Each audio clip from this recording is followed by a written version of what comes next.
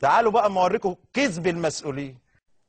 انا اسمي توفيق عكاشه، وحمار بيقول كلام وخلاص ما هوش فاهم هو. عيله عكاشه معروفه موجوده في مصر، في البحيره وفي الدقهليه وفي كفر الشيخ وفي الشرقيه وفي الجيزه وفي بني سويف وفي المنيا واسيوط.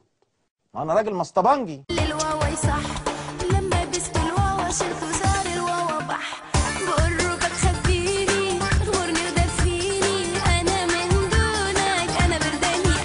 شفتم؟ قالت عكاشه كلها هي قبيله، هي قبيله، انا برداني قبيله. كذب على الواسع. لا، انا بقول الحق مهما حصل.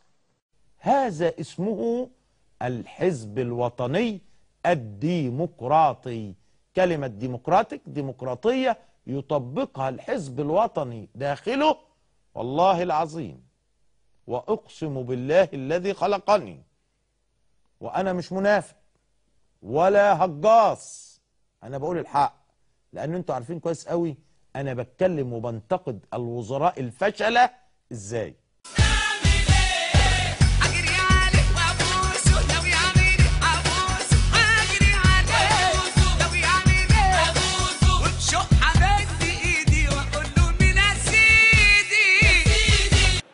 انتقادا شديدا. مفيش حد في مصر بينتقد زي، مفيش حد في مصر بينتقد زي.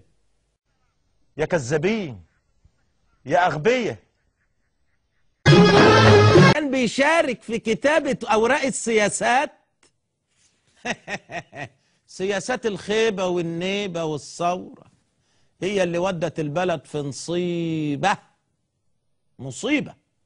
أوراق السياسات. لا، وكانوا بيعملوا ايه بقى؟ يقوموا يدوروا على الناس اللي فاهمه شويه واللي بتقول لهم ده غلط، ويقوموا رافدينهم من امانه السياسات. زي العبد لله كده ما رفدوه سنه 2006. ثم تدور الايام لكي يصبح انني تشرفت بالرفد من امانه السياسات. شرف ليا ان انا اترفدت من امانه السياسات. بس يا اختي بس عشان اللي بطنك بس. طيب مش كان ممكن الحزب يفصلني؟ ما هم الوزراء دول جايين ازاي؟ ما الحكومة هي حكومة الحزب، حزب الأغلبية الكاسحة، ولكن اسمه الوطني الديمقراطي، ديمقراطية. يعلم الحزب تماما أن هذه هي وجهة نظري. والنبي يا أخويا تلعبوا على المشاعر بتاعت الناس، ما تبطلوا يا أخويا بقى نصب. ما احنا ممكن ننصب برضه، بل بالعكس ده احنا لما هننصب هنبقى أساتذة في النصب، لأنها مهنتنا. ما انتوش هتعرفوا تنصبوا زينا. يا فاشل انت وهو. والدتي من عيلة الفقي. عيلة الفقي معروفة انها احدى اكبر العائلات في مصر. اقطاعية معروفة انها تاريخ في المنوفية، مسقط الرأس، وفي البحيرة، وفي الشرقية، وفي الدقهلية ايضا. في 4 محافظات، وفي بس في 4 محافظات.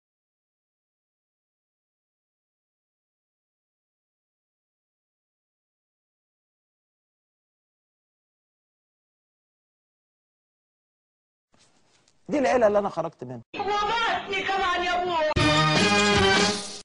قول اهلوس بقى في الكلام. ونحن نطلب الهدايه وطريقنا الشباب الى الجنه، ونحن نامل ان يكون شبابنا جميعا مصيره الجنه. انا بتكلم عن المصطبه خلاص.